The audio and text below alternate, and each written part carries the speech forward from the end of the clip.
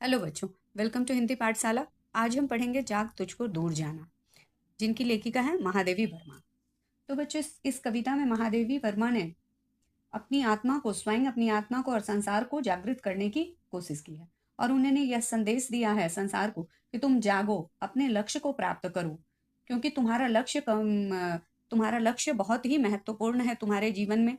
और उसे पाने के लिए, उसे प्राप्त करने के लिए बहुत सी कठिनाइयों का भी सामना करना पड़ेगा तुम्हें। बहुत से कठिन रास्तों पर चलना पड़ेगा, अपने मन को समझाना पड़ेगा, लेकिन हर वो कोशिश करके भी तुम्हें आगे बढ़ना है और अपने लक्ष्य को प्राप्त करना है। तो यहाँ चिर सजग आंखें उनिंदी, आज कैसा व्यस्त बाना, जाग तुझको दूर जाना। यहाँ चिर का अर्थ होता है सदा रहने वाला, सजग यानी जागृत, उनिंदी आंखें, आंखें उनिंदी का अर्थ होता है नींदों से भरी हुई आंखें। व्यस्त बाना का अर्थ होता है अस्त व्यस्त वेशभूषा। तो इस पंक्ति में कवित्री कहती हैं कि तुम्हें हमेशा सचेत रहना है, लेकिन तुम्हारी आंखें नींद से क्यों भरी हुई हैं, तुम्हारा वेशभूषा अस्त व्यस्त क्यों लग रहा है।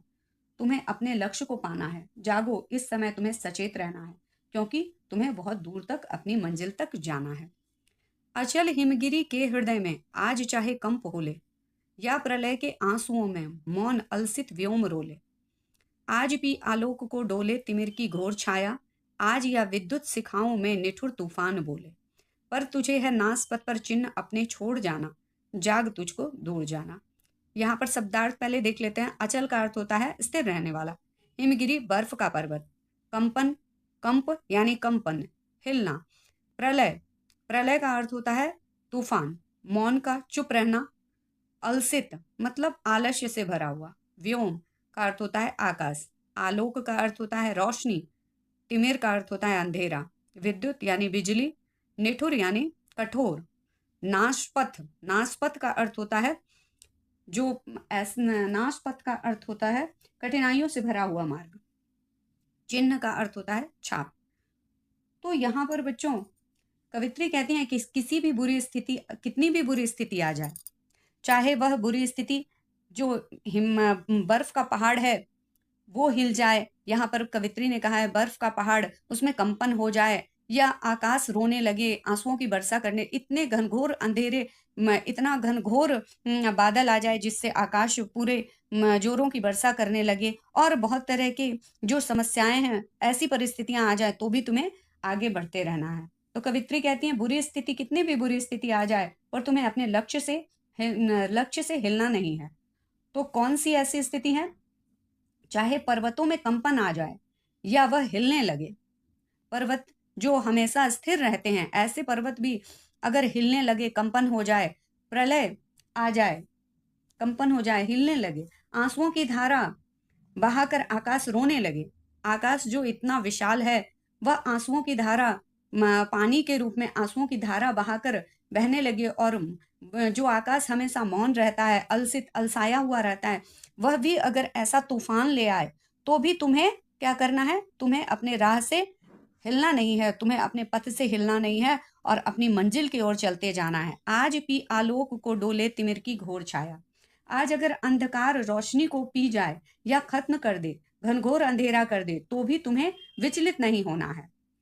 फिर कवित्री कहती हैं कि अगर बिजली अपनी कड़कन से तूफान भी ले आए, जोरों की बिजली चमकने लगे, तब भी इन कठिनाई युक्त रास्ते पर तुम्हें अपने चिन्ह छाप को छोड़कर जाना है, जागो तुमको दूर जाना है। तुम्हें अपने कर्म की छाप हमेशा छोड़ के जानी है। ये सब कठिनाइयों को झेलते हुए तुम्हें अपने कर्म की छाप को छोड़कर जानी है, इसीलिए तुम्हें आगे बढ़ते जाना है।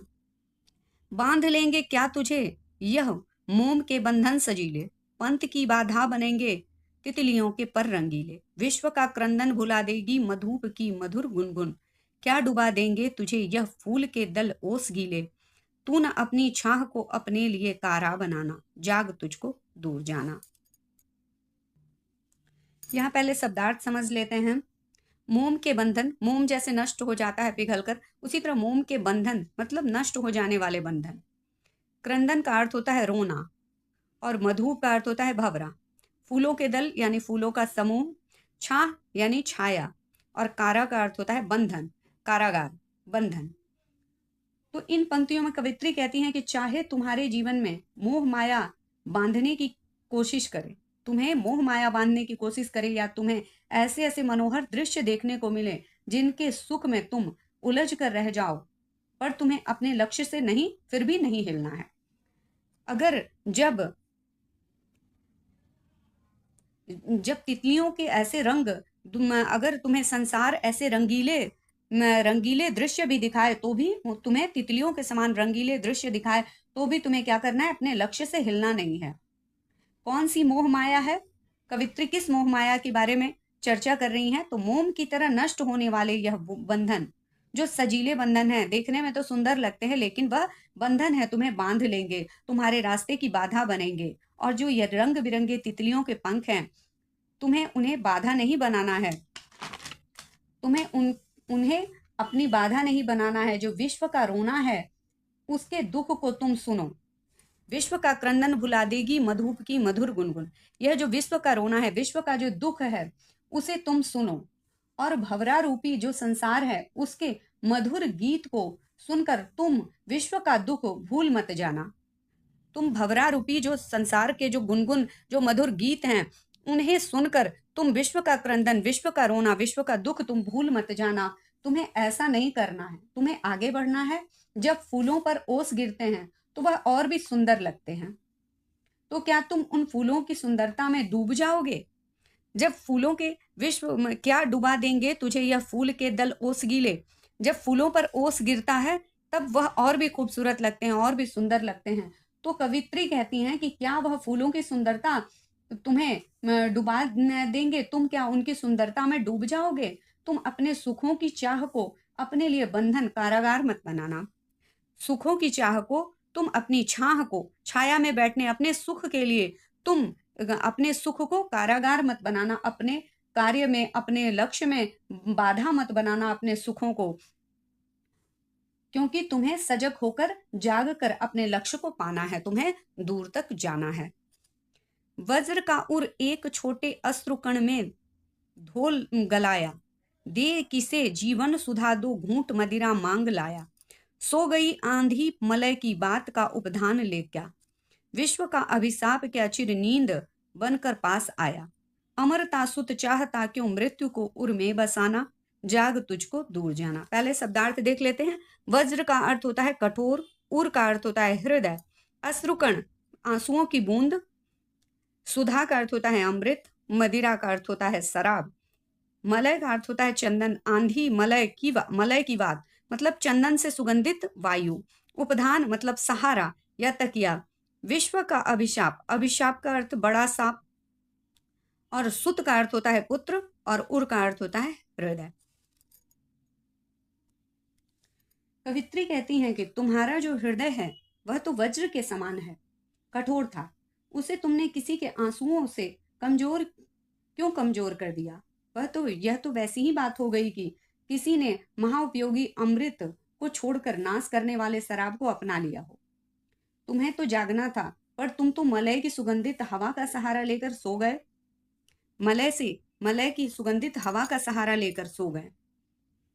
तुम्हें तो विश्व का कल्याण करना था, उसका दुख दूर करना था, पर ये क्या, तुम तो सब भूलकर आराम में लग गए। तुम अमरता के पुत्र हो, तुम सुत हो, अमरता सुत, तुम तो अमरता के पुत्र हो, तो तुम मृत्यु को अपने हृदय में क्यों बसा रहे हो? मृत्यु को उर में बसाना, क्यों मृत्यु को उर में बसाना? तुम तो अमरता के पुत्र हो, तो तुम अपने हृदय में मृत्यु को क्यों बसा रहे हो? तुम्हें विश्व के लिए कुछ करना है, तुम अपने सुख में तन्मय नहीं हो सकते। यह जो सोना है वह मृत्यु के समान ही है। तुम आगे बढ़ो, लक्ष्य की ओर चलो। कह न ठंडी सांस में अब भूल वह जलती कहानी, आग हो उर में तभी दृग में सजेगा आज पानी। हार भी तेरी बनेगी माननी जय की पताका, राख क्षणिक पतंग की है अमर दीपक की निशानी। है तुझे सैया अंगार सैया पर मृदुल कलियां बिछाना, जाग तुझको दूर जाना। पहले शब्दार्थ समझ लेते हैं। दृग का अर्थ होता है आंख, मानिनी का अर्थ होता है सम्मानित, पताका का अर्थ होता है झंडा, अंगार सैया का अर्थ होता है अंगारों से भरा हुआ सेज मतलब कठिनाइयों से भरा हुआ रास्ता, और मृदुल का अर्थ होता है नाजुक, कोमल, कलियां मतलब फूलों की कलियां। तो कवित्री कहती हैं कि तुम ठंडी सांस में अपनी कहानी मत कहो। ठंडी क्या है ना, ठंडी सांस में अब भूल वह जलती कहानी। तुम अपनी ठंडी सांस में, यानी संघर्षों, जिस कहानी में संघर्ष नहीं हो, ऐसी कहानी मत कहो। तुम तो जलती कहानी कहो, संघर्ष से भरी हुई कहानी कहो। अगर मन में उस संघर्ष की ज्वाला होगी, तभी तो तुम्हारे आंखों से पानी बहेगा। आग हो उर में, तभी दृग में सजेगा आज पानी। उर का अर्थ होता है हृदय। हृदय में अगर आग हो, तुम उन कठिनाइयों को अगर खुद ही झेले हो, उन कठिनाइयों का एहसास किए हो तुम, तभी तुम्हारे आंखों से पानी निकलेगा। जब तुम दूसरों के दुख को समझोगे और उन्हें महसूस करोगे, क्योंकि तुमने भी वह कठिनाइयां झेली हैं, तभी तुम दूसरों के भी दुख को देखकर उससे पिघल जाओगे और तुम्हारे आंख से आंसू बहेगा, तुम्हें तुम्हारे आंखों से पानी बहेगा।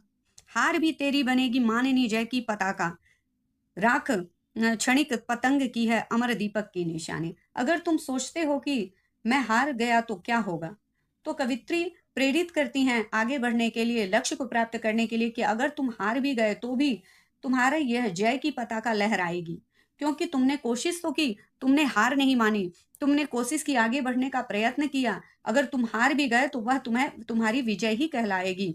यहाँ उदाहरण है कि पतंग एक कीड़ा होता है जो स्वार्थ के लिए आग के पास जाता है और नष्ट हो जाता है, वह भी जलता है पर अपने लिए।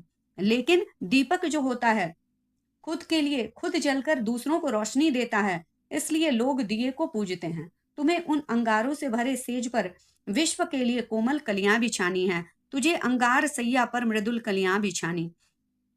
तुम्हें दुनिया की, इस संसार की जो कठिनाइयों भरे रास्ते हैं, उन पर मृदुल मतलब कोमल कलियां बिछानी है। तुम्हें मार्ग दिखाना है, उन सबों को, संसार को मार्ग दिखाना है। कठिनाइयों से भरे रास्ते पर भी तुम्हें कलियां बिछानी है, विश्व का कल्याण करना है। जाग तुझको दूर जाना, तुम जागो, तुम अपने लक्ष्य को प्राप्त करो, तुम्हें दूर जाना है। तो बच्चों, ये पाठ अगर आप लोगों को समझ में आया हो तो दोस्तों के साथ शेयर कीजिएगा, लाइक और सब्सक्राइब कीजिएगा। Thank you.